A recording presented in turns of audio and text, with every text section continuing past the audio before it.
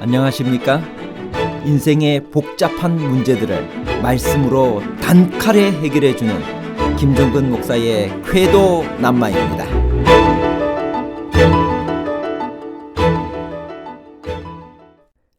야베스가 드린 기도는 신앙인들이 피해야 할 기복신앙이었나요? 아니면 하나님이 주시는 복을 자기 삶에서 실현시키겠다는 의지가 담긴 기도였나요?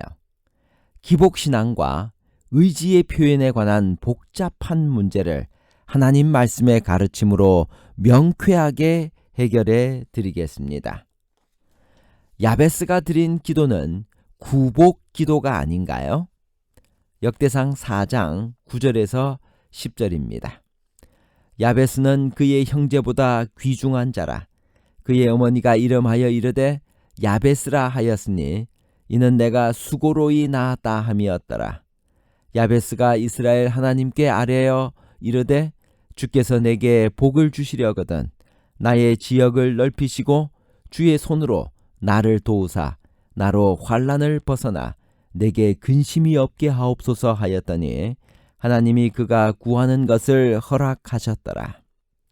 성경 통독을 하는 중에 스토리가 없는 족보 이야기를 믿음의 의지로 읽어가던 독자들에게 여기 역대상 4장 9절에서 10절에 야베스의 기도는 반갑기 그지없습니다. 마치 사막의 오아시스를 만난 듯 심과 해가를 느낍니다. 불과 2개의 절로 구성된 이 짧은 기도가 이렇게 유명해진 것은 브루스 윌킨슨이 쓴 야베스의 기도라는 작은 책자 때문일 것입니다. 그런데 야베스가 드리는 이 기도는 한마디로 복을 구하는 기도입니다. 그의 기도는 복에 복을 더하사로 시작합니다. 흔히 복을 구하는 기도, 즉 구복 기도는 신앙인들이 피해야 할 가장 기본적인 태도라고 말하지 않나요? 복을 구하는 이 기도의 의미는 과연 무엇일까요?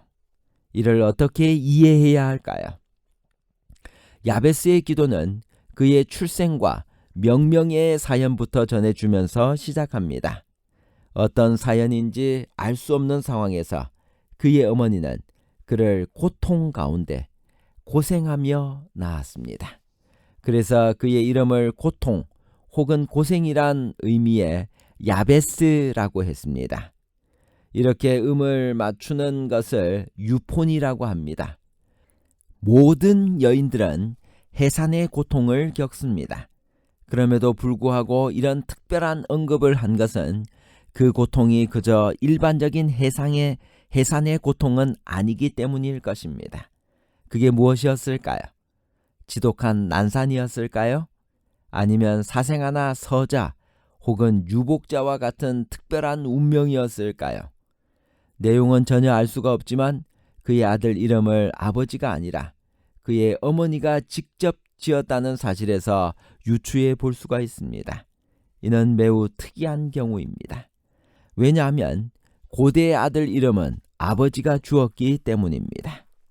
그녀의 경우는 마치 비느하스의 아내가 해산할 때 법궤를 빼앗겼다는 소식을 듣고 그 아들의 이름을 이가봇이라고 지은 것을 연상시킵니다. 결국 내용은 모르지만 야베스는 무언가 대단히 특별한 어머니의 고통 속에 태어난 슬픈 운명의 사람이었습니다.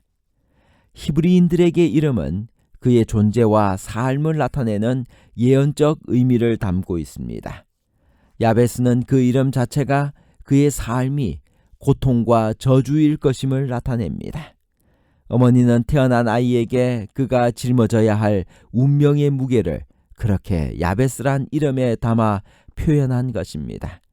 물론 그건 저주의 의미가 아니라 피투성이라도 살아있으라는 어머니의 염원이었을 것입니다.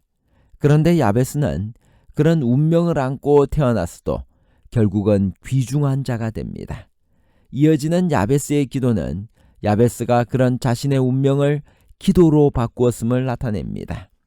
야베스가 이스라엘 하나님께 아뢰었다는 표현에서 아뢰었다는 히브리어 카라는 단순히 말한다는 뜻이 아니라 부르짖다는 뜻입니다. 그는 그저 단순한 기도를 한 것이 아니라 하나님께 매달리는 기도를 했습니다. 이 짧은 2개의 본문은 기도가 그의 운명을 바꾸었다는 것입니다. 야베스는 어떻게 기도했나요? 그가 구한 것은 과연 무엇인가요? 첫째, 그는 복을 달라고 기도했습니다. 개역개정은 이 구절을 내게 복을 주시려거든 이라고 마치 조건절처럼 번역했습니다. 이는 야베스가 복을 구하였다는 것을 피하기 위한 번역처럼 보입니다. 그러나 바레크, 트바라케니에 대한 문자적 번역은 개역 한글을 비롯한 거의 대부분의 역본처럼 복에 복을 더하사인 것이 분명합니다. 복을 구하는 것은 결코 하나님의 섭리를 거스르는 것이 아닙니다. 하나님은 세상을 창조하시고 복을 주시는 분이십니다. 그 하나님이 주시고자 하는 복을 구하는 것은 하나님의 뜻을 이루는 것입니다. 둘째, 그는 나의 지역을 넓히시라고 기도했습니다. 이 기도는 신명기 19장 8절에 내 하나님 여호와께서 내 조상들에게 맹세하신 대로 내 지경을 넓혀 내 조상들에게 주리라고 말씀하신 땅을 다 내게 주실 때에 나타난 약속에 대한 주장입니다. 이 복은 하나님께서 아브라함에게 주신 복입니다. 하나님은 아브라함과 이삭과 야곱에게 거듭하여 가나안 땅을 약속하셨습니다. 후에 가나안 땅을 정복하고 각 지파에게 땅을 기업으로 분배함으로 이 약속이 성취되었습니다. 이것이 지경을 넓혀주는 복입니다. 야베스의 기도를 현대적으로 표현하면 더 많은 선교의 기회를 주옵소서, 더 많은 봉사의 일터를 주옵소서, 더 많이 선한 가마를 끼칠 수 있게 해 주옵소서라는 기도입니다. 셋째, 그는 주의 손으로 나를 도와주옵소서라고 기도했습니다. 일찍이 여호와께서는 모세에게 여호와의 손이 짧으냐? 내가 이제 내 말이 내게 응하는 여부를 보리라고 하셨습니다. 기도를 응답하시는 능력의 손을 그렇게 표현한 것입니다. 하나님의 손은 우주 만물을 창조하신 손입니다. 그래서 시인은 주의 팔에 능력이 있사오며 주의 손은 강하고 주의 오른손은 높이 들리우셨나이다. 내가 주의 법도들을 택하여 싸우니 주의 손이 항상 나의 도움이 되게 하소서라고 기도합니다. 넷째, 그는 나로 환난을 벗어나 내게 근심이 없게 하옵소서라고 기도했습니다. 환난과 시험이 없는 인생은 없습니다. 사람이 살아가는 동안 누구나 환난과 시험을 당합니다. 그러나 주께서 인생으로 고생하게 하시며 근심하게 하심은 본심이 아니십니다. 그러므로 우리는 환난을 벗어나 근심이 없게 해달라는 기도를 드릴 수 있습니다. 그러나 그런 시험과 고난이 다가오면 하나님은 우리로 하여금 능히 감당하게 하십니다. 그리하여 마침내 고난 당한 것이 내게 유익이라 이로 말미암아 내가 주의 율례들을 배우게 되었나이다 라고 고백할 수 있게 하십니다. 야베스의 이 기도는 응답을 받았습니다. 하나님이 그가 구하는 것을 허락하셨습니다. 그리하여 그를 형제보다 귀중한 자로 축복하셨습니다. 귀중한 자라는 단어는 창세기에서 세겜성의 추장에게 사용되었던 가장 존귀한 자라는 표현과 똑같습니다. 야베스는 태어날 때에도 그 이름 그대로 다른 형제보다 못하게 태어났지만 기도를 통하여 다른 형제들보다 존귀한 자가 되었습니다. 그는 자기 이름에 덧붙여진 운명을 떨쳐낸 사람입니다. 그야말로 그는 기도를 통해 운명아 길을 비켜라고 소리치며 그 하나님의 빛을 드러낸 사람입니다. 야베스가 구한 기도는 하나님이 주시는 복을 자기 삶에서 실현시킨 기도입니다. 여러분은 야베스와 같은 이런 기도를 드려보셨습니까?